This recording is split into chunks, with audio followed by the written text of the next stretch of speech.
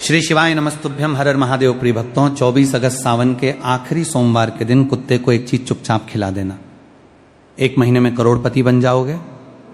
नमस्कार भक्तों, स्वागत है आपका। भक्तों, ओम नमः शिवाय, हर हर महादेव। भक्तों, क्या आप जानते हैं कि सावन का पवित्र महीना चल रहा है, जो कि अब अंतिम पड़ाव पर आने में बस कुछ ही दिन शेष रह गए। भक्तों, सावन का चौथा और अंतिम सोमवार आने वाला है। अगर आपने भी सावन के इस पवित्र महीने में प्रतिदिन सच्चे मन से शिवलिंग पर एक लोटा जल चढ़ाया है, बेलपत्र चढ़ाया है, धतूरा चढ़ाया है और पूरे सावन सोमवार का व्रत भी रखा है, लेकिन फिर भी आपको रद्दी भर फर्क नहीं पड़ा, आप पूजा पाठ करते हो, बहुत मेहनत करते हो, फिर भी कोई असर देखने को नहीं मिला, बने बनाए काम बिगड़ रहे हैं, व्यापार ठप्प हो गया है, धन आने के सभी रास्ते बंद हो गए हैं, घर में बीमारी कंगाली बनी हुई है, चारों तरफ परेशानी ही परेशानी छाई हुई है। ऐसा लगता है कि माता लक्ष्मी दहलीज तो आती है पर उल्टे पैर वापस लौट जाती है।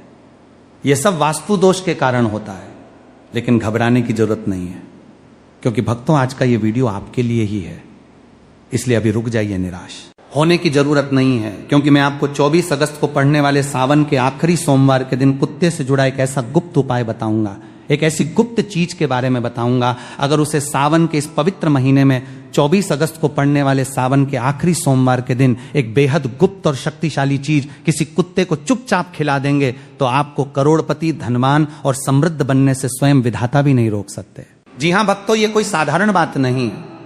यह सनातन धर्म के गुण, ज्योतिष शास्त्र और प्राचीन तंत्र विधानों पर आधारित एक परम कल्प वृक्ष जैसा महा उपाय है।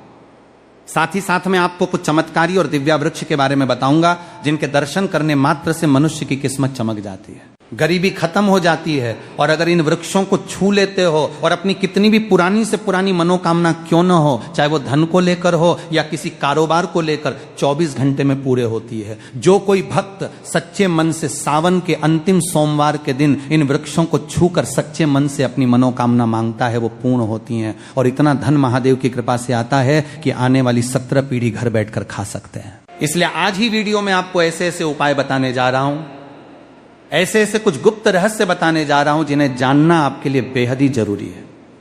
इसलिए वीडियो के अंत तक जरूर बने रहे। अगर आपने आज मेरे द्वारा बताया हुआ उपाय 24 अगस्त सावन के आखिरी और अंतिम सोमवार के दिन कर लिया, तो आपको करोड़पति, धनवान बनने से विधाता भी नहीं रोक सकता, मैं सौगंध खाता हूं। अगर आप धनवान न बने तो मुझे बताना दोस्तों, ऐसी इस पूरे ब्रह्मांड में कोई नकारात्मक शक्ति या कोई दरिद्रता नहीं बनी जो आपको धनवान बनने से रोक सके। भक्तों, यदि आप सावन के इसी पवित्र महीने में, यदि आपकी किस्मत का ताला वर्षों से जंग खा चुका है, यदि आपके सिर पर कर्जे का पहाड़ टूट पड़ा है, यदि घर में पैसा आता तो है लेकिन टिकता नहीं और बीमारियां आपका पीछा नहीं छोड़ रही हैं, तो आज का यह विशेष कार्यक्रम आपके जीवन की दिशा और दशा दोनों को हमेशा हमेशा के लिए बदलने वाला है। माताएं एवं बहनों तथा सभी समर्पित शिव भक्तों, आज हमारे इस चैनल की वीडियो को शुरू से लेकर अंत तक पूरी एकाग्रता और सच्ची श्रद्धा के साथ जरूर देखना। भूलकर भी इस वीडियो को बीच में छोड़ने की गलती मत करना, क्योंकि आधा अधूरा ज्ञान हमेशा अहितकारी होता है। भक्तों, जैसा कि आपको मालूम होगा कि भगवान भोलेनाथ बड़े ही भोले हैं, एक लोटा जल से ही प्रसन्न हो जाते हैं, लेकिन पूजा के दौरान की गई एक छोटी सी गलती या भूल भोलेनाथ को शीघ्र ही क्रोधित भी कर देती है। इसलिए भूलकर भी ऐसे काम न करें, ऐसी गलतियां न करें जिससे आपकी पूरी पूजा का फल नष्ट हो जाए। इसलिए मैं आपको कुछ गलतियों के बारे में भी इस वीडियो में बताने वाला हूं, जिन्हें भूलकर भी 24 अगस्त सावन के आखिरी सोमवार के दिन नहीं करना है, अन्यथा आपकी पूजा पाठ पर बुरा असर पड़ेगा और सारे किए किराए पर पानी फिर जाएगा। इसलिए भक्तों, अगर आज आपने इस उपाय की बारीकियों को नहीं समझा तो पूरी जिंदगी आपको पछताना पड़ सकता है, क्योंकि सावन का यह पावन महीना और 24 अगस्त का यह अंतिम सोमवार बार बार नहीं आता। यह वीडियो उन सभी माता बहनों और शिव भक्तों के लिए एक वरदान की तरह है, जो पूरे सावन सोमवार का व्रत रखते हैं, प्रतिदिन महादेव का ध्यान करते हैं और शिवलिंग पर निष्ठा पूर्वक एक लोटा जल अर्पित करते हैं। धार्मिक परंपराओं, पुराणों और वैदिक ज्योतिष शास्त्र में कुत्ते को केवल एक साधारण प्राणी नहीं, बल्कि साक्षात भगवान काल भैरव का वाहन माना गया है। भगवान काल भैरव स्वयं देवादिदेव महादेव के ही एक अत्यंत तेजस्वी, शक्तिशाली और पूजनीय रुद्र स्वरूप हैं। काल भैरव जी को काल का भी काल कहा जाता है, जो अपने भक्तों के जीवन से भय, दरिद्रता, अकाल मृत्यु और पापी ग्रहों के समस्त दुष्प्रभावों को क्षण भर में भस्म कर देते हैं। इसलिए सावन के इस अत्यंत पवित्र अवसर पर और विशेष रूप से 24 अगस्त को सावन के अंतिम और सबसे बड़े सोमवार के दिन किसी भूखे बेजुबान कुत्ते की सेवा करना और उसे पूर्ण सात्विक विधि से प्रेम पूर्वक भोजन कराना अनंत गुना पुण्य देने वाला माना जाता है। मेरे प्रिय भक्तों, आज की इस विस्तृत और विशेष वीडियो में हम आपको अत्यंत गहराई से बताएंगे कि वो कौन सी एक महागुप्त चीज है जिसे सावन के इस आखिरी सोमवार को कुत्ते को खिलाने का विधान हमारे ऋषि मुनियों ने बताया है। इसे किस शुभ मुहूर्त में बनाना है, किस उंगली से इस पर दिव्य सामग्री लगानी है, किस समय और किस गुप्त विधि से कुत्ते को अर्पण करना है तथा इस दौरान किन किन कठोर नियमों और सावधानियों का पालन करना अनिवार्य है ताकि आपकी पूजा, आपकी सेवा और आपके व्रत का पूर्ण फल आपको और आपके पूरे परिवार को प्राप्त हो सके। इसलिए इस महा एपिसोड में अंत तक हमारे साथ बने रहें, क्योंकि आज हम जिस गुप्त वास्तु और गुप्त उपाय की बात करने जा रहे हैं वो आपके जीवन के बंद दरवाजों को खोलने की कुंजी है। भक्तों, वर्ष 2026 में सावन का ये अलौकिक मास अत्यंत शुभ ग्रहों के संयोग के साथ आया है। ये पावन महीना 30 जुलाई से प्रारंभ होकर 28 अगस्त तक चल रहा है। इस दौरान कुल 4 सावन सोमवार का अति दुर्लभ संयोग बना है। उत्तर भारतीय पूर्णिमांक पंचांग के अनुसार इस वर्ष के चारों सावन सोमवार की तिथियां इस प्रकार हैं। पहला सावन सोमवार व्रत 3 अगस्त 2026 को पड़ा। दूसरा सावन सोमवार व्रत 10 अगस्त 2026 को हुआ। तीसरा सावन सोमवार व्रत 17 अगस्त 2026 को संपन्न हुआ। और अब आने वाला चौथा तथा सबसे मुख्य एवं अंतिम सावन सोमवार व्रत 24 अगस्त 2026 को है। दोस्तों, ये 24 अगस्त का अंतिम सावन सोमवार पूरे सावन महीने की सिद्धि प्राप्त करने का सबसे बड़ा दिन है। सावन का जो महीना और सोमवार का दिन होता है वो भगवान भोलेनाथ और श्री हरिनारायण दोनों की असीम कृपा प्राप्त करने का दिव्य द्वार होता है। जब सावन का महीना अंतिम पड़ाव पर होता है तो ब्रह्मांडीय ऊर्जा अपने उच्चतम शिखर पर होती है। इस समय पृथ्वी पर जल तत्व और वायु तत्व में एक अलौकिक स्पंदन होता है। यह पावन समय व्यक्ति के जीवन में दुर्भाग्य को सौभाग्य में बदलने, व्यापार में अटके हुए पैसे को वापस पाने, सफलता, अपार समृद्धि और हर अधूरी मनोकामना को पूर्ण करने का सुगम मार्ग प्रशस्त करता है। सावन के इन पवित्र दिनों में भगवान शिव जी के साथ साथ भगवान श्री विष्णु जी और लक्ष्मी नारायण की भी संयुक्त रूप से विशेष पूजा अर्चना की जाती है। हो सकता है कि आप पूरे साल भर मंदिर न जा पाते हो या पूरे साल भर श्री विष्णु और महादेव जी की उतनी विधिवत पूजा आराधना न कर पाते हो, लेकिन यदि आप चाहते हैं कि पूरे साल भर की भक्ति और पूजा पाठ का संपूर्ण फल आपको केवल एक ही दिन में मिल जाए तो वह चमत्कारिक अवसर है। 24 अगस्त सावन का आखिरी सोमवार, ये पूरा ही समय त्रिमूर्ति और आद्य शक्ति को समर्पित होता है। इसीलिए भक्तों, ऐसे अलौकिक और दुर्लभ मौके को अपने हाथ से कभी मत जाने देना। 24 अगस्त 2026 का ये पावन अवसर यदि आपके हाथ से निकल गया तो आपको पूरे 1 वर्ष तक प्रतीक्षा करनी पड़ेगी। सावन के इस महीने में और 24 अगस्त के दिन यदि आप इस गुप्त उपाय को कर लेते हैं तो यदि आप वर्षों पुराने कर्ज के बोझ तले दबे हैं, यदि आपके घर में पैसा आता तो है लेकिन पानी की तरह बह जाता है, यदि घर की शांति भंग हो चुकी है और बीमारियां खत्म होने का नाम नहीं ले रही हैं, तो आज चैनल पर हम आपको एक ऐसा गुप्त आध्यात्मिक रहस्य बताने जा रहे हैं जो आपको किसी सामान्य किताब या साधारण चर्चा में नहीं मिलेगा। सावन के इस अंतिम सोमवार को अगर आपने सही समय, सही विधि और सही भाव से यह कार्य कर लिया तो अगले 24 से 48 घंटों के भीतर आपकी किस्मत ऐसी पलटी मारेगी कि आप स्वयं स्तब्ध रह जाएंगे। निर्धन से निर्धन व्यक्ति भी राजा के समान सुख भोगने लगता है, और जो लोग आपकी बर्बादी और पतन का इंतजार कर रहे थे वे आपकी दिन दुगनी रात चौगुनी तरक्की देखकर दंग रह जाएंगे। आपके जीवन के समृद्धि के सारे बंद दरवाजे खुल जाएंगे और आपके घर पर साक्षात काल भैरव महादेव और माता महालक्ष्मी की कृपा मूसलाधार बारिश की तरह बरसेगी। लेकिन भक्तों, इसकी एक अत्यंत कठोर शर्त है। उपाय करने का तरीका और विधि 100% सही होनी चाहिए। एक छोटी सी भूल, एक छोटी सी अज्ञानता आपके पूरे उपाय को निष्फल कर सकती है। इसलिए इस वीडियो को बहुत ध्यान से सुने। माताएं, बहनों और मेरे प्रिय शिव भक्तों, अक्सर जब मनुष्य के जीवन में दुर्भाग्य का अंधकार छा जाता है, जब बनते हुए काम अंतिम क्षण में बिगड़ जाते हैं और मेहनत करने के बाद भी सफलता की जगह केवल असफलता और कर्जा ही हाथ लगता है, तो लोग घबराकर बड़े बड़े अनुष्ठान करवाते हैं, महंगे रत्न पहनते हैं, लेकिन फिर भी उन्हें मनोवांछित फल प्राप्त नहीं होता। क्या आपने कभी सोचा है कि ऐसा क्यों होता है? ऐसा इसलिए होता है क्योंकि हम उस मूल आध्यात्मिक द्वार को भूल जाते हैं जो सीधे भगवान शिव के रुद्र स्वरूप यानी भगवान काल भैरव से जुड़ा हुआ है, और वह दिव्य द्वार है।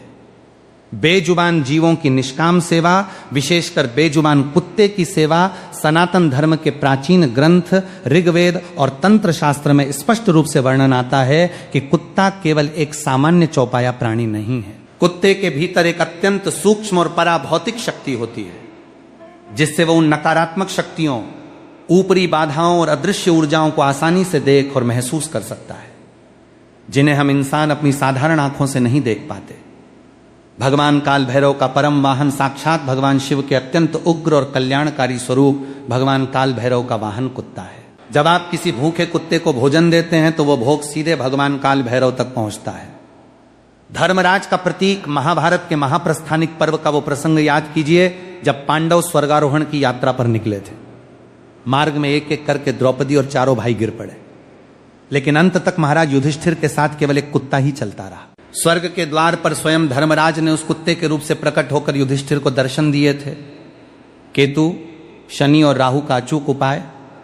वैदिक ज्योतिष शास्त्र में केतु ग्रह को अचानक धन लाभ, गुप्त सिद्धियों, मोक्ष और जीवन की बुलंदियों का कारक माना गया है।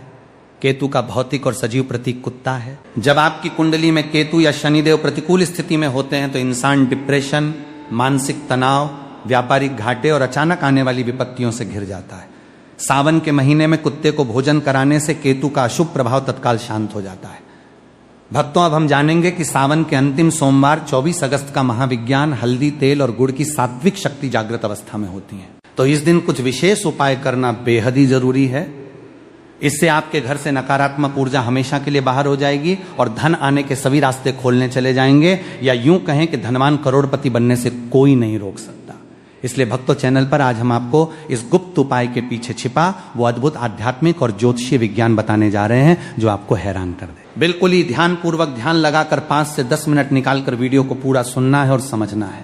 प्रिय भक्तों, 24 अगस्त को सावन के आखिरी सोमवार के दिन जब आप अपने हाथों से एक विशेष सात्विक रोटी बनाकर बेजुबान कुत्ते को खिलाते हैं तो आपकी कुंडली के 4 सबसे बड़े और शक्तिशाली ग्रह गुरु शनि, सूर्य और केतु एक साथ शांत होकर शुभ फल देने लगते हैं। अब आप सोच रहे होंगे कि किस प्रकार से भोग लगाना है, रोटी किस प्रकार से चलानी है, क्या क्या सामग्री होनी चाहिए। तो आपके इन्हीं सवालों का जवाब मैं अब आपको देने जा रहा हूं। किस विधि से आपको रोटी खिलाना है, कौन सी सामग्री आपको उपयोग में लेना है, तो चलिए जान लेते हैं। सबसे पहले बिना नमक के आटे में 1 चुटकी हल्दी डाल लेना है। आटे में मिलाई जाने वाली 1 चुटकी हल्दी देवगुरु बृहस्पति गुरु ग्रह का प्रतीक है। गुरु ग्रह जीवन में धन, वैभव, ज्ञान, संतान, गला साफ करने की, आवाज, सुख और भाग्य के स्वामी हैं। ध्यान रहे, कुत्ते के लिए बनने वाली इस दिव्य रोटी में नमक का प्रयोग भूल कर भी ना करें।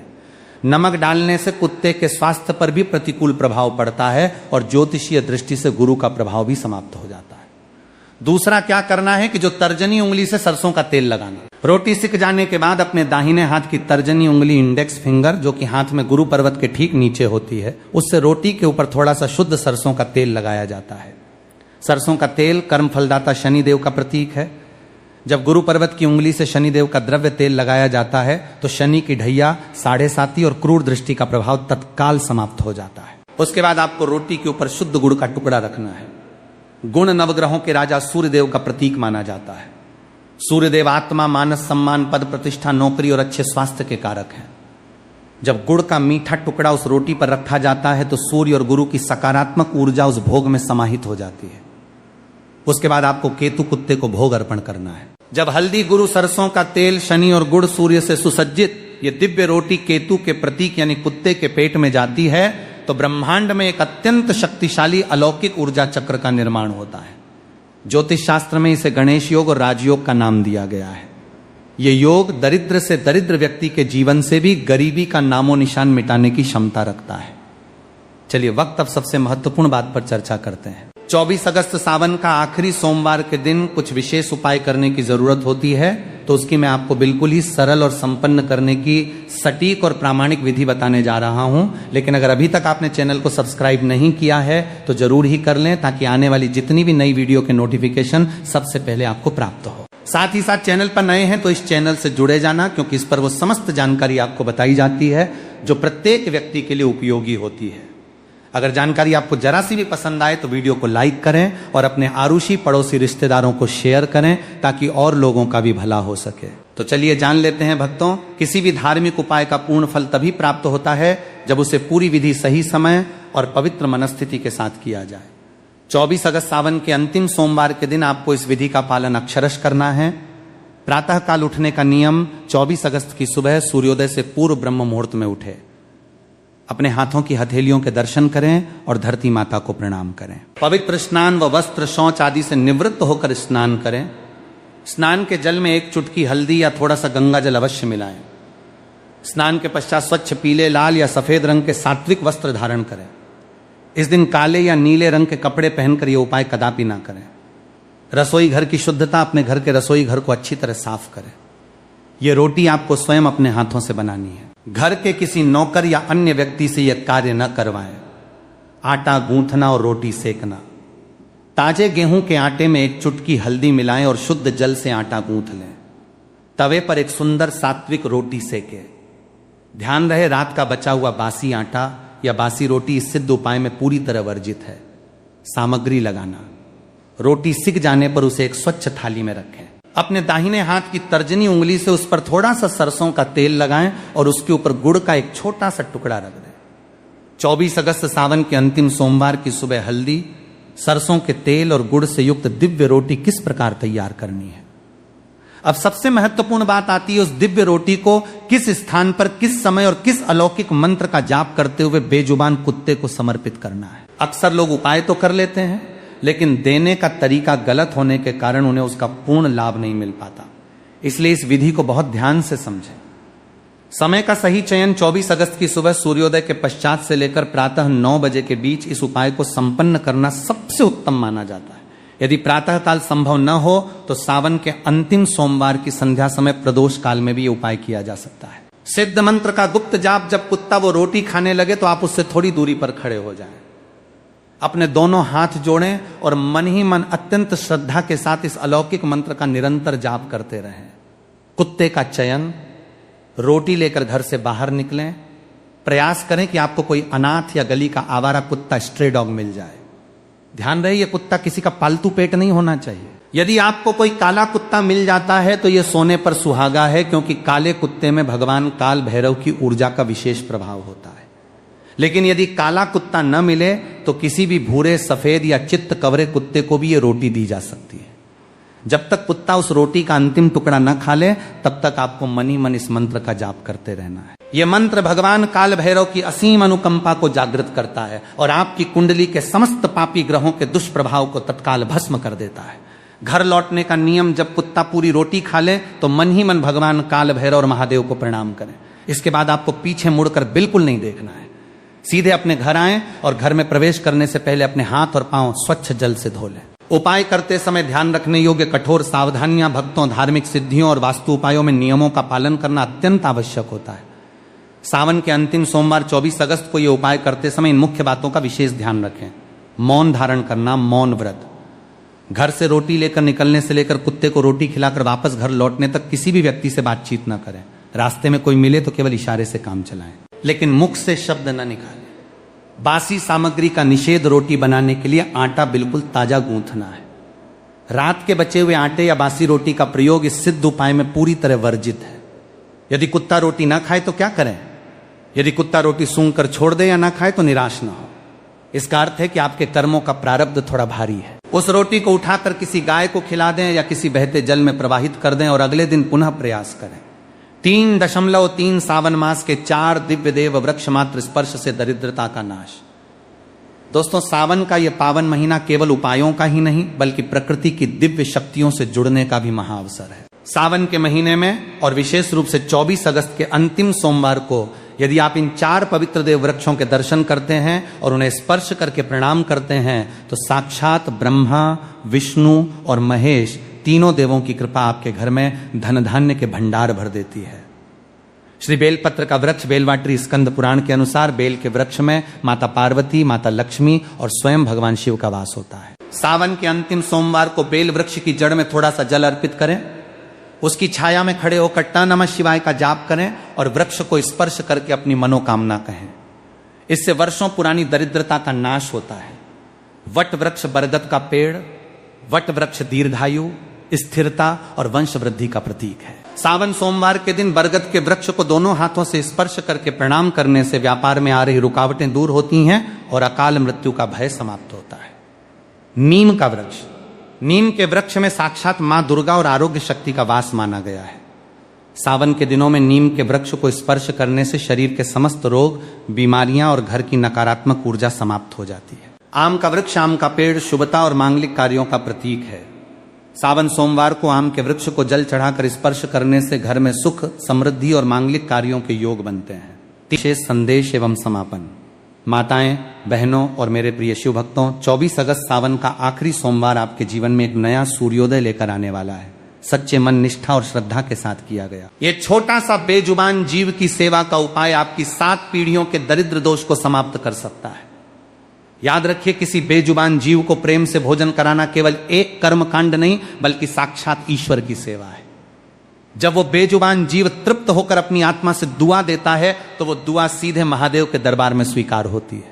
तो चलेगा। तो अब जानते हैं कुछ विशेष गलतियों के बारे में। कुछ भूल अगर जाने अनजाने में हो जाती हैं तो उसे कैसे बचाना है इस प्रकार की गलती। वैसे तो करना ही नहीं चाहिए, अगर फिर भी हो जाती हैं तो उसके क्या उपाय हैं। सावन का आखिरी सोमवार केवल सावन के महीने का अंतिम सोमवार नहीं माना जाता, बल्कि भगवान शिव की आराधना के लिए इसे विशेष श्रद्धा और संकल्प का दिन माना जाता है। इसलिए इस दिन की गई पूजा में छोटी सी असावधानी भी भक्तों के मन में चिंता पैदा कर देती है। खासकर जब हम शिवलिंग पर जल, दूध, बेलपत्र, फूल, भस्म और दूसरी पूजन सामग्री अर्पित करते हैं तो यह जानना बहुत जरूरी हो जाता है कि कौन सी वस्तु किस प्रकार चढ़ानी चाहिए और किन चीजों को शिवलिंग पर चढ़ाने से बचना चाहिए। कई बार भक्त पूरी श्रद्धा से पूजा करते हैं लेकिन जानकारी के अभाव में ऐसी सामग्री शिवलिंग पर चढ़ा देते हैं जिसे उनकी परंपरा में अर्पित करना उचित नहीं माना जाता। इसलिए अगर आप भी सावन के आखिरी सोमवार को शिवलिंग का अभिषेक करने वाले हैं तो इस बात को बिल्कुल ध्यान से समझिए, क्योंकि पूजा में केवल सामग्री महत्वपूर्ण नहीं होती बल्कि उसे चढ़ाने का तरीका, मन की शुद्धता और श्रद्धा भी उतनी ही महत्वपूर्ण मानी जाती है। सबसे पहले बात करते हैं उन चीजों की जिन्हें शिवलिंग पर चढ़ाते समय विशेष सावधानी रखनी चाहिए। भगवान शिव की पूजा में बेलपत्र का विशेष महत्व माना गया है, लेकिन बेलपत्र टूटा हुआ, गंदा या बहुत अधिक सूखा हुआ न हो, इसका ध्यान रखना चाहिए। इसी तरह शिवलिंग पर केतकी का फूल चढ़ाने से कई धार्मिक परंपराओं में मना किया गया है। इसके पीछे शिव पुराण से जुड़ी एक प्रसिद्ध कथा भी बताई जाती है। वहीं तुलसी दल को भी सामान्य शिव पूजा में शिवलिंग पर चढ़ाने से बचने की परंपरा है। कई लोग बिना जानकारी के हल्दी, सिंदूर या कुमकुम भी शिवलिंग पर लगा देते हैं, जबकि शिव पूजा की अलग अलग परंपराओं में इनका प्रयोग अलग तरीके से किया जाता है। इसलिए केवल यह सोचकर कि हर शुभ वस्तु भगवान को चढ़ाई जा सकती है, कोई भी सामग्री शिवलिंग पर नहीं चढ़ानी चाहिए। श्रद्धा के साथ साथ सही विधि की जानकारी होना भी जरूरी है। एक और गलती जो भक्तों से अक्सर हो जाती है वो है अभिषेक के दौरान जरूरत से ज्यादा सामग्री का इस्तेमाल करना। भगवान शिव को प्रसन्न करने के लिए बहुत सारी चीजें चढ़ाना जरूरी नहीं माना जाता। स्वच्छ जल से श्रद्धापूर्वक जला अभिषेक, बेलपत्र और उपयुक्त पुष्प अर्पित करके भी पूजा की जा सकती है। अगर दूध या पंचामृत से अभिषेक कर रहे हैं तो स्वच्छता और उचित मात्रा का ध्यान रखें।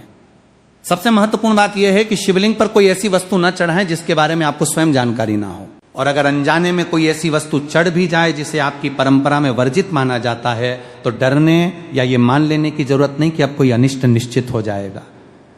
भगवान शिव की पूजा में क्षमा और श्रद्धा का भाव सबसे महत्वपूर्ण है। आप शांत मन से स्वच्छ जल अर्पित करें, हाथ जोड़कर भगवान शिव से क्षमा प्रार्थना करें और आगे से सही विधि से पूजा करने का संकल्प लें। इसलिए सावन के आखिरी सोमवार को पूजा करते समय एक बात हमेशा याद रखिए, भगवान शिव को दिखावे से ज्यादा भाव प्रिय माना जाता है। शिवलिंग पर चढ़ाई जाने वाली हर वस्तु के पीछे कोई ना कोई धार्मिक परंपरा और प्रतीकात्मक अर्थ जुड़ा हुआ है। इसलिए दूसरों को देखकर कोई भी चीज चढ़ाने के बजाय अपनी परंपरा और पूजा विधि के अनुसार सामग्री अर्पित करें। इस दिन जल्दबाजी ना करें, पूजा की जगह स्वच्छ रखें, शिवलिंग का अनादर ना हो इसका ध्यान रखें, और सबसे बढ़कर अपने मन में श्रद्धा रखें, क्योंकि पूजा का वास्तविक उद्देश्य भगवान को किसी सामग्री से प्रभावित करना नहीं बल्कि अपने मन को शिव के चरणों में समर्पित करना है। अगर सावन के आखिरी सोमवार को आप ये भावना लेकर शिवलिंग पर जल चढ़ाते हैं कि हे महादेव, जाने अनजाने में मुझसे जो भी भूल हुई हो मुझे क्षमा करे और मुझे सही मार्ग पर चलने की शक्ति दे, तो यही सच्ची भक्ति का भाव है। सावन के आखिरी सोमवार के दिन अगर आपने व्रत रखा है तो भोजन को लेकर विशेष संयम रखना चाहिए। व्रत में अपनी परंपरा और स्वास्थ्य के अनुसार फल, दूध, दही, मखाना, साबूदाना, सिंघाड़े या कुट्टू के आटे से बने व्यंजन, सेंधा नमक और पर्याप्त मात्रा में पानी लिया जा सकता है। हार्दिक स्वागत है माताएं बहनों। जैसा कि आप सभी जानती हैं कि सावन का ये पवित्र महीना अब अपने अंतिम पड़ाव पर है। 24 अगस्त को सावन का अंतिम और सबसे खास सोमवार है। ये केवल सावन का आखिरी सोमवार नहीं है, बल्कि भगवान भोलेनाथ और माता पार्वती का सबसे विशेष आशीर्वाद पाने का अंतिम महाअवसर भी है। यदि आपने पूरे सावन में कोई विशेष पूजा नहीं की या किसी कारणवश सावन सोमवार का व्रत छूट गया तो घबराइए मत। शास्त्रों में बताया गया है कि सावन के अंतिम सोमवार को किया गया एक छोटा सा उपाय पूरे सावन महीने की पूजा का फल दे सकता है। आज की इस वीडियो में हम जानेंगे कि 24 अगस्त को शादीशुदा महिलाओं को हरी चूड़ियों का कौन सा अचूक उपाय करना चाहिए, जिससे पति की लंबी उम्र, अच्छा स्वास्थ्य, घर में सुख समृद्धि और अखंड सौभाग्य का आशीर्वाद मिले। जैसा कि आप सभी माताएं बहनें जानती हैं, सावन के प्रारंभ दिन से ही हरी चूड़ी धारण करने की परंपरा मानी जाती है। किसी ने अपने पति के हाथों से हरी चूड़ी पहनी तो किसी ने इसे अपने पति या परिवार की ओर से प्रेम और सौभाग्य के प्रतीक के रूप में ग्रहण किया। हिंदू मान्यताओं में हरी चूड़ियों को सुहाग, समृद्धि और सुख शांति से जोड़कर देखा जाता है। लेकिन अब सावन के आखिरी सोमवार 24 अगस्त के दिन इसी हरी चूड़ी से जुड़ा एक विशेष उपाय हम आपको बताने जा रहे हैं। मान्यता है कि इस उपाय को श्रद्धा और विश्वास के साथ करने से जीवन में रुके हुए कार्यों को गति मिल सकती है और मनोकामना पूर्ति की राह आसान हो सकती है। चाहे आपकी चिंता धन की कमी को लेकर हो, कारोबार में बार बार आ रही रुकावटों को लेकर हो, घर में सुख शांति की कमी हो या लंबे समय से कोई इच्छा अधूरी पड़ी हो, इस उपाय को पूरी श्रद्धा के साथ भगवान शिव और माता पार्वती का स्मरण करते हुए जरूर करें। तो सभी माता बहनों से मेरा निवेदन है कि आज की वीडियो आपके लिए ही बनाई गई है, तो सावन की इस वीडियो को पूरा देख लेना। अगर आज आपने इस वीडियो को छोड़ दिया तो मानो अपने साक्षात भगवान से और माता पार्वती के आशीर्वाद को छोड़कर जा रहे हैं। क्योंकि भक्तों, आज की इस वीडियो में हम विस्तार से जानेंगे सावन चूड़ियों का धार्मिक महत्व क्या है, इन्हें सावन महीने में खरीदने का शुभ दिन कौन सा है, पहनने का सही समय क्या है, किन दिनों में भूल कर भी इन्हें नहीं खरीदना चाहिए, और तो और जिन्होंने सावन के प्रारंभ में ही हरी चूड़ी खरीदी है, हाथों में धारण किए पहनी हुई है, तो उनका क्या करें। तो ये गुप्त उपाय बताऊंगा, और आखिर क्यों मां पार्वती को अर्पित करके पहनी गई चूड़ियां विशेष रूप से शुभ मानी जाती हैं, इन सभी सवालों के जवाब हम आपको इसी वीडियो में देने जा रहे हैं। तो वीडियो के अंत तक आपको बने रहना है। वीडियो को काट काट कर देखने के भूल बिल्कुल भी मत कीजिएगा। माताएं बहनों, अगर आप चाहती हैं कि भोलेनाथ और मां पार्वती की कृपा आपके परिवार पर बनी रहे, पति की आयु, स्वास्थ्य और उन्नति के लिए आपका श्रृंगार वास्तव में मंगलकारी बने, तो इस वीडियो को अंत तक अवश्य देखिएगा।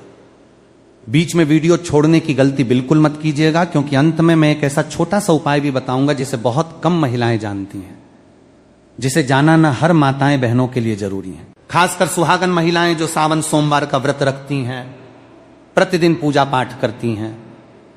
अगर आप भगवान भोलेनाथ और मां पार्वती में श्रद्धा रखते हैं, विशेष रूप से आज हम बात करेंगे सावन के महीने में पहनी जाने वाली हरी चूड़ियों के उस आध्यात्मिक और वैज्ञानिक रहस्य के बारे में, जिसका सीधा संबंध माता पार्वती के अखंड सौभाग्य से और भगवान शिव की प्रसन्नता से जुड़ा हुआ है। अक्सर महिलाएं बाजार जाती हैं, हरे रंग की खूबसूरत कांच की या मेटल की चूड़ियां खरीदती हैं, उन्हें पहन लेती हैं और सोचती हैं कि उनका श्रृंगार पूरा हो गया। लेकिन क्या कभी आपने ये जानने का प्रयास किया कि आखिर क्यों मां पार्वती को हरी चूड़ियां इतनी प्रिय हैं?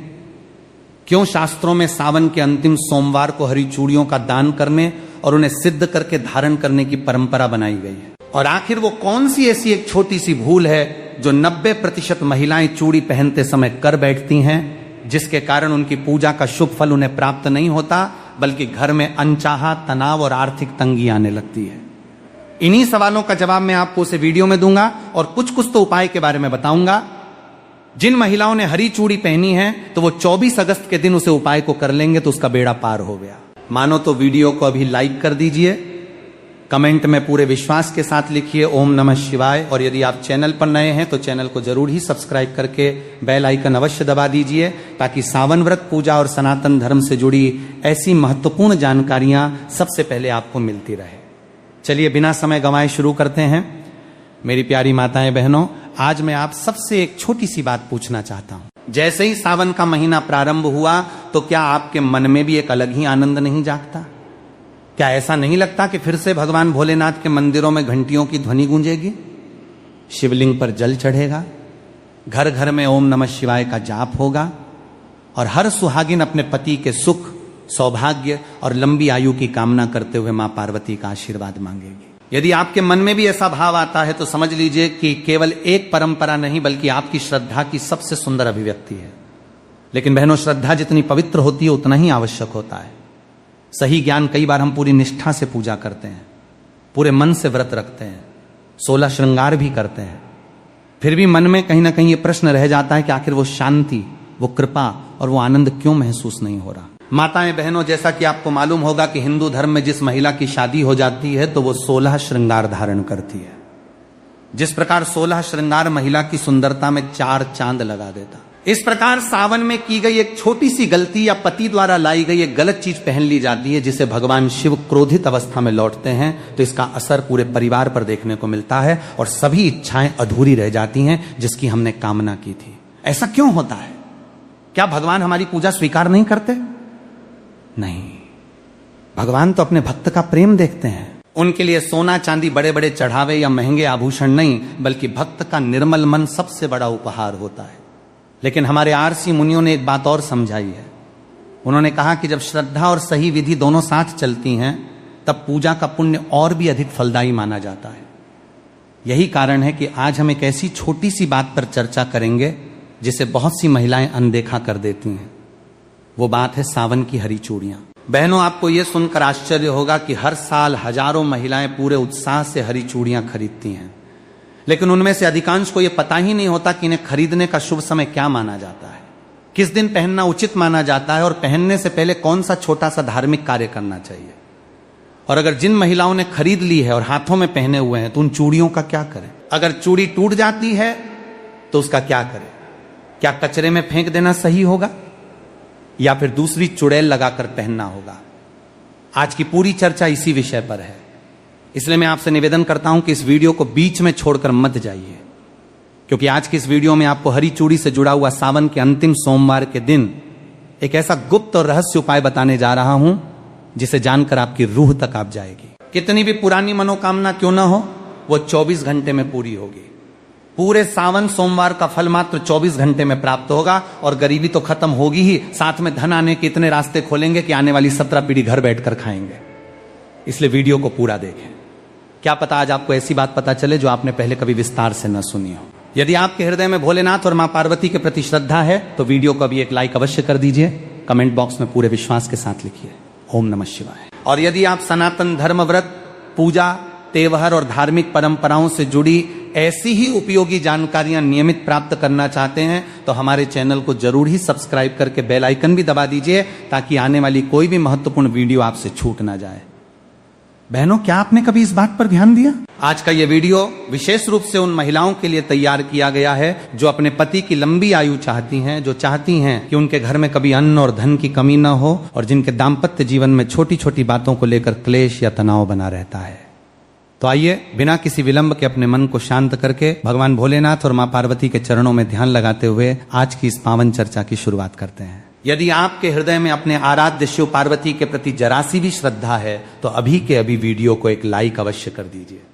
चैनल को सब्सक्राइब करके बेल आइकन दबा दीजिए और कमेंट बॉक्स में पूरे विश्वास और भक्ति के साथ 3 बार लिखिए हर हर महादेव, जय मां पार्वती, जय नमः शिवाय।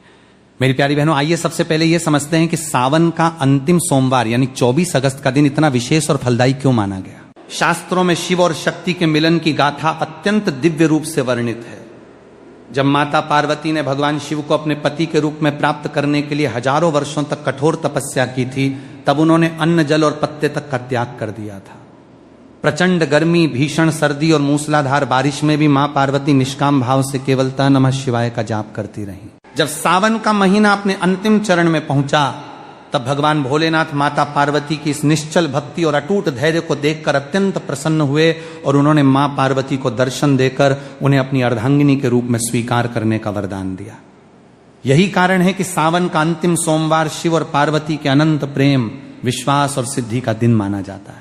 पौराणिक मान्यताओं के अनुसार सावन के अंतिम सोमवार को ब्रह्मांड की संपूर्ण सकारात्मक ऊर्जाएं, नवग्रहों की शुभ दृष्टियां और देवी देवताओं का आशीर्वाद पृथ्वी लोक पर केंद्रित होता है।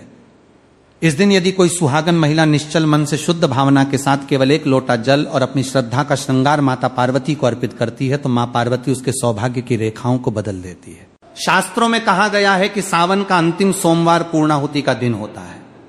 जिस प्रकार किसी बड़े महायज्ञ में अंतिम आहुति दिए बिना यज्ञ पूरा नहीं माना जाता, ठीक उसी प्रकार पूरे सावन महीने में की गई पूजा, रखे गए व्रत और किए गए दाना आदि का संपूर्ण फल तब तक प्राप्त नहीं होता जब तक आप सावन के अंतिम सोमवार को विधि विधान से पूजन और श्रृंगार का नियम पूरा नहीं कर लेती। बहनों, 24 अगस्त का यह दिन इसलिए भी बेहद खास है क्योंकि इस दिन सावन की शिवरात्रि के बाद का संचित पुण्य और सोमवती योग का दिव्य प्रभाव समाहित रहता है। इस दिन शिव धामों में कैलाश पर्वत पर और पृथ्वी के समस्त शिवलिंगों में शिव पार्वती की शक्ति अपने पूर्ण रूप में जागृत रहती है। जो महिलाएं इस दिन सुबह उठकर अपने घर की सफाई करती हैं, स्नान करके लाल या हरे वस्त्र धारण करती हैं और भगवान शिव व माता पार्वती का ध्यान करती हैं, उनके घर से दरिद्रता, ग्रह क्लेश और बीमारियां हमेशा के लिए बाहर निकल जाती हैं। लेकिन यहां एक बात समझना अत्यंत आवश्यक है। भगवान शिव कभी सोने चांदी के गहनों से, महंगे चढ़ावों से या आडंबर से प्रसन्न नहीं होते। महादेव तो भाव के भूखे हैं। वे तो केवल एक बेलपत्र, थोड़ा सा गंगा जल और आपके निर्मल मन के भाव से ही तृप्त हो जाते हैं। और जब बात माता पार्वती की आती है तो मां पार्वती को सबसे अधिक प्रिय है। सुहागिन स्त्री का सच्चा भाव और उसका मांगलिक श्रृंगार, जब एक नारी अपने पति के मंगल की कामना करते हुए, अपने घर की खुशहाली की प्रार्थना करते हुए अपने हाथों में हरी चूड़ियां धारण करती है तो वो केवल एक गहना नहीं पहन रही होती, बल्कि वो माता पार्वती के सामने अपने सतीत्व और अपनी अटूट श्रद्धा की प्रतिज्ञा ले रही होती है। माताओं बहनों, अब एक बहुत ही सुंदर और विचारणीय प्रश्न पर आते हैं। आपने अक्सर देखा होगा कि सावन आते ही हर महिला हरे रंग की साड़ी, हरी मेहंदी और हरी चूड़ियों की ओर आकर्षित होती है। क्या आपने कभी सोचा है कि हमारे पूर्वजों ने केवल सावन में ही हरे रंग को इतना महत्व क्यों दिया? क्यों वैशाख, कार्तिक या माघ के महीनों में हरी चूड़ियों का इतना विशेष विधान नहीं है जितना कि सावन में है? इसके पीछे बहुत ही गहरा आध्यात्मिक और वैज्ञानिक कारण छिपा हुआ है जिसे आज हर सनातन नारी को जानना चाहिए।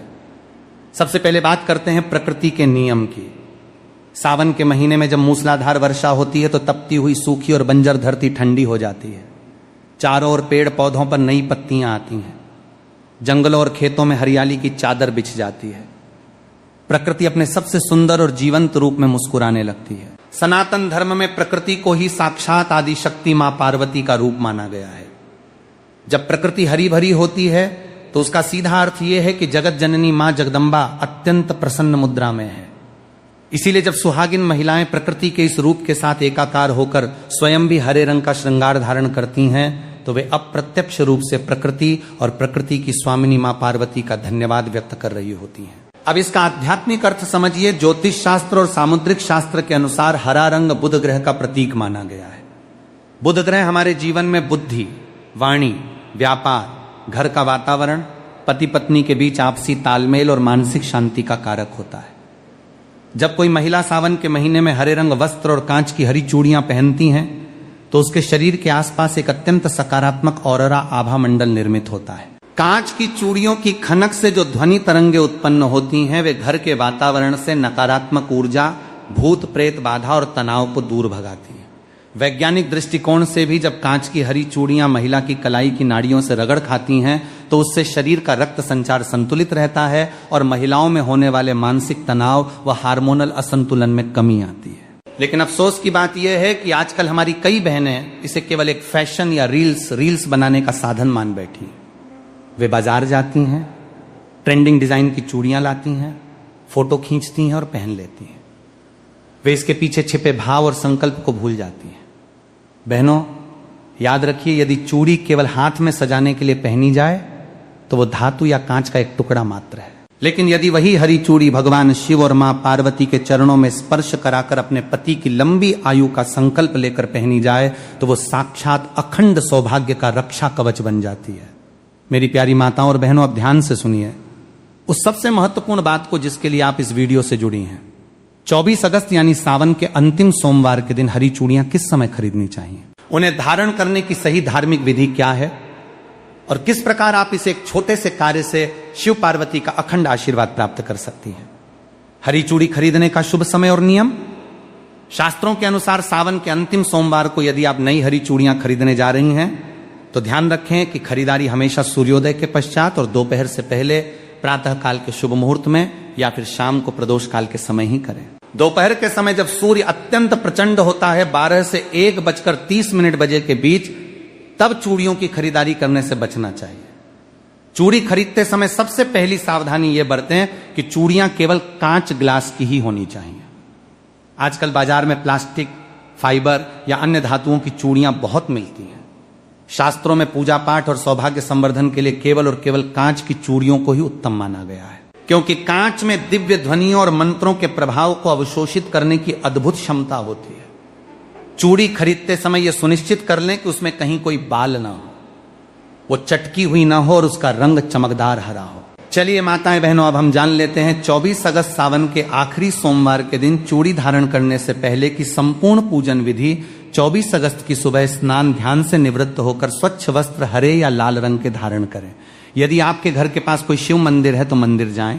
यदि मंदिर जाना संभव न हो तो अपने घर के पूजा स्थान में ही एक लकड़ी की चौकी पर लाल या पीला कपड़ा बिछाएं। उस पर भगवान शिव और माता पार्वती की प्रतिमा या चित्र स्थापित करें।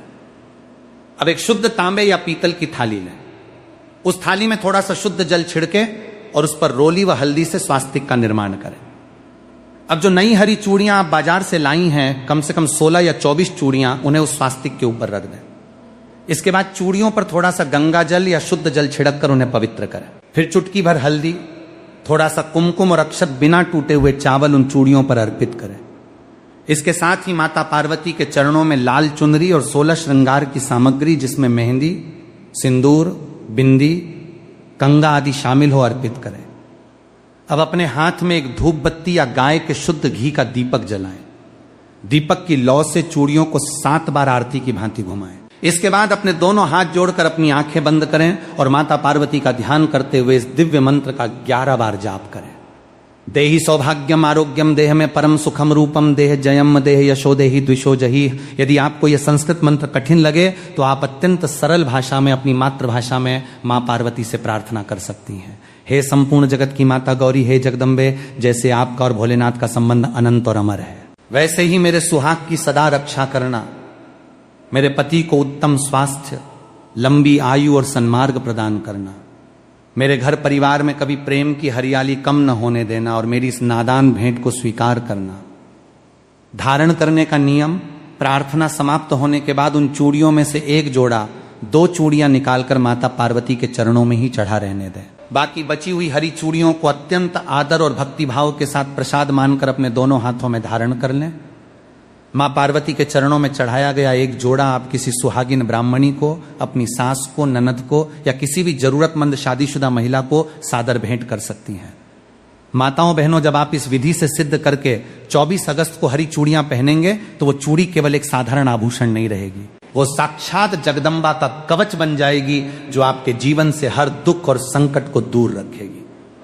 माताएं बहनों, अगर आपने सावन के पहले सोमवार के दिन ही हरी चूड़ी पहन ली है तो कोई बात नहीं है। अब बारी है उसका गुप्त उपाय करने की, जो कि हम आपको बताने जा रहे हैं। आपका सब्र यहां पर खत्म होता है।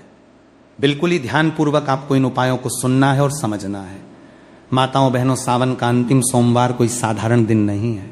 इस दिन यदि हरी चूड़ियों के साथ साथ कुछ विशेष और प्राचीन शास्त्रीय प्रयोग किए जाएं तो घर की दरिद्रता और दुर्भाग्य का सर्वनाश हो जाता है। आज मैं आपको ऐसे 3 महा उपाय बताने जा रहा हूं जिन्हें हमारे शास्त्रों में अत्यंत गुप्त और प्रभावशाली माना गया है। पहला प्रयोग, अखंड सौभाग्य और पति की तरक्की का उपाय। यदि आपके पति का व्यापार ठीक से नहीं चल रहा है, वे लंबे समय से नौकरी की तलाश में हैं या उनके बनते बनते काम अंतिम समय में बिगड़ जाते हैं, तो 24 अगस्त को यह उपाय अवश्य करें। विधि, सावन के अंतिम सोमवार की शाम को प्रदोष काल में 5 कांच की हरी चूड़ियां, 5 बेलपत्र बिना कटे फटे और एक साबुत हल्दी की गांठ लें। इन तीनों चीजों को एक हरे कपड़े में बांधकर पोटली बना लें। इस पोटली को भगवान शिव और पार्वती के सामने रखें और 108 बार ते नमः शिवाय का जाप करें। पूजा के बाद इस पोटली को ले जाकर अपने पति के कार्यस्थल की तिजोरी में या अपने घर के धन स्थान पर रख दें। यह उपाय आपके पति के जीवन से रुकावटों को हटाकर सफलता के नए द्वार खोल देता है। दूसरा प्रयोग, अदाम्पत्य क्लेश दूर करने का चूड़ी प्रयोग। यदि पति पत्नी के बीच बात पर झगड़ा होता हो, प्रेम समाप्त हो गया हो और घर में हमेशा अशांति का माहौल रहता हो, तो ये उपाय आपके लिए किसी रामबाण से कम नहीं है। विधि 24 अगस्त के दिन 16 हरी चूड़ियां और 16 लाल चूड़ियां मिलाकर एक सुंदर सेट बनाएं। इन चूड़ियों को किसी शिव पार्वती मंदिर में ले जाएं। वहां जाकर मां पार्वती को सिंदूर लगाएं और उसी सिंदूर से अपने माथे पर तिलक करें। इसके बाद उन चूड़ियों को मां पार्वती के चरणों में अर्पित करके प्रार्थना करें कि आपके घर के क्लेश शांत हो। पूजा के बाद उन चूड़ियों में से आधी हरी और आधी लाल चूड़ियां स्वयं पहन लें और बाकी आधी चूड़ियां किसी सुहागन स्त्री को दान कर दें। यह उपाय पति पत्नी के बीच खोए हुए प्रेम और विश्वास को पुनर्जन्म देता है। तीसरा प्रयोग, आरोग्य और लंबी आयु का महा उपाय। यदि घर में कोई सदस्य लंबे समय से बीमार है या आपको स्वयं शारीरिक कष्ट रहता है तो सावन के अंतिम सोमवार को हरी चूड़ी और हरे मूंग का यह प्रयोग करें। विधि 24 अगस्त को एक मुट्ठी साबुत हरा मूंग और एक जोड़ी हरी चूड़ी लें। इन्हें बीमार व्यक्ति के सिर के ऊपर से 7 बार उबार लें, क्लॉकवाइज घुमाएं। इसके बाद इसे किसी शिव मंदिर के बाहर बैठे गरीब व्यक्ति को दान कर दें या किसी गाय को खिला दें। भोलेनाथ की कृपा से रोगी के स्वास्थ्य में चमत्कारिक रूप से सुधार देखने को मिलता है। मेरी प्यारी बहनों, पूजा पाठ का पूर्ण फल तभी प्राप्त होता है जब हम विधि विधान के साथ साथ नियमों और मर्यादाओं का भी पालन करते हैं। कई बार महिलाएं बहुत निष्ठा से पूजा करती हैं, व्रत रखती हैं, लेकिन जाने अनजाने में कुछ ऐसी छोटी छोटी गलतियां कर बैठती हैं जिससे उनकी पूरी पूजा खंडित हो जाती है और शुभ फल के बजाय अशुभ परिणाम मिलने लगते हैं। 24 अगस्त को सावन के अंतिम सोमवार के दिन आपको किन 5 मुख्य गलतियों से बचना है, उन्हें ध्यान से समझ लीजिए। टूटी या चटकी हुई चूड़ियां पहनना। कई बार महिलाएं जल्दबाजी में या कंजूसी के कारण थोड़ी सी चटकी हुई चूड़ी भी पहन लेती हैं या टेप लगा लेती हैं। शास्त्रों में खंडित सामग्री को पूजा या श्रृंगार में प्रयोग करना सख्त वर्जित माना गया है। चटकी हुई चूड़ी दरिद्रता और अकाल मृत्यु का भय लाती है। यदि चूड़ी पहनते समय टूट जाए तो उसे तुरंत उतार कर बहते जल में प्रवाहित कर दें या मिट्टी में दबा दें। उसे घर में न रखें। काले या भूरे रंग का प्रयोग। सावन के अंतिम सोमवार को सुहागिन महिलाओं को भूलकर भी काले, गहरे, भूरे या स्लेटी, ग्रे रंग के वस्त्र या चूड़ियां नहीं पहननी चाहिए। काला रंग शनि और राहु का प्रतीक माना जाता है जो मांगलिक कार्यों में बाधा उत्पन्न करता है। इस दिन केवल हरा, लाल, पीला या गुलाबी रंग ही धारण करें। मासिक धर्म पीरियड में श्रृंगार का नियम, यदि 24 अगस्त को किसी बहन को मासिक धर्म पीरियड्स आ जाएं तो वे शारीरिक रूप से मंदिर न जाएं और ना ही पूजा की सामग्री को स्पर्श करें। वे दूर बैठकर मानसिक रूप से शिव पार्वती का ध्यान कर सकती हैं। नई चूड़ियां वे स्वयं न छूकर किसी अन्य से पूजा करवाकर बाद में शुद्धि के बाद धारण कर सकती हैं। क्रोध और कटु वचन बोलना। शास्त्र कहते हैं कि जिस घर में सुहागन महिला सावन सोमवार के दिन क्रोध करती है, अपने पति से बहस करती है या किसी असहाय का अपमान करती है, उस घर से माता लक्ष्मी और मां पार्वती तुरंत रूठ चली जाती हैं। आपका श्रृंगार तभी सार्थक है जब आपकी वाणी में भी चूड़ियों जैसी मधुरता हो। सूत की या अशुद्ध हाथों से चूड़ी छूना। बिना स्नान किए भोजन बनाने के बाद बिना हाथ धोएं या अशुद्ध अवस्था में नई चूड़ियों को स्पर्श न करें। चूड़ी सुहाग का प्रतीक है। इसका आदर करना ईश्वर का आदर करने के समान है। मेरी प्यारी माताओं, बहनों और समस्त श्रोताओं, सावन का ये पावन महीना अब हमसे विदा ले रहा है, लेकिन भोलेनाथ और माता पार्वती की कृपा कभी समाप्त नहीं होती। 24 अगस्त का ये अंतिम सोमवार आप सभी के जीवन में खुशियों की एक नई सुबह लेकर आए, यही हमारी चैनल की ओर से ईश्वर के चरणों में प्रार्थना है। याद रखिए, ईश्वर को प्रसन्न करने के लिए किसी बड़े आडंबर, धन दौलत या दिखावे की आवश्यकता नहीं है। यदि आपके पास नई हरी चूड़ियां खरीदने के पैसे न भी हों तो भी चिंता मत कीजिए। आप पुरानी हरी चूड़ियों को ही साफ करके सच्चे मन से मां पार्वती के सामने रखकर प्रार्थना कर लेंगी तो भी मेरी मां जगदम्बा उतनी ही प्रसन्न होंगी, क्योंकि भगवान केवल आपके मन का निर्मल भाव देखते हैं।